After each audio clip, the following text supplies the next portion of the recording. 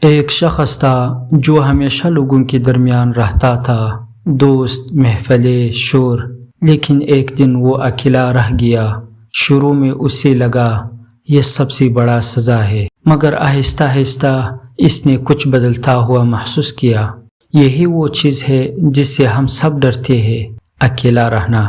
لیکن حقیقت یہ ہے، مولانا روم کے انداز میں، اکیلے رہنا تنہائی نہیں ہوتا، یہ خود سے ملنے کا موقع ہوتا ہے۔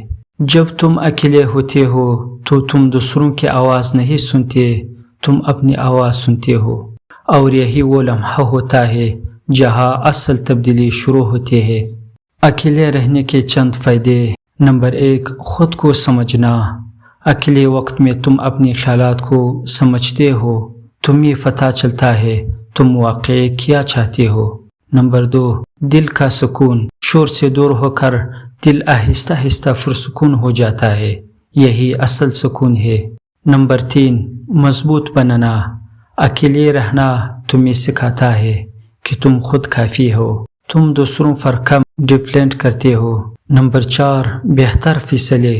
جب تم اکیلے سوچتے ہو تو تم واقعی فیصلے لیتے ہو، کیونکہ کوئی دباؤ نہیں ہوتا۔ اکیلا رہنا کمزوری نہیں ہے، یہ طاقت ہے۔ جو انسان اکیلے رہنا سیکھ لیتا ہے وہ کبھی اندر سے خالی نہیں رہتا۔ لوگوں کے ساتھ رہنا آسان ہے، مگر خود کے ساتھ رہنا اصل ہمت ہے۔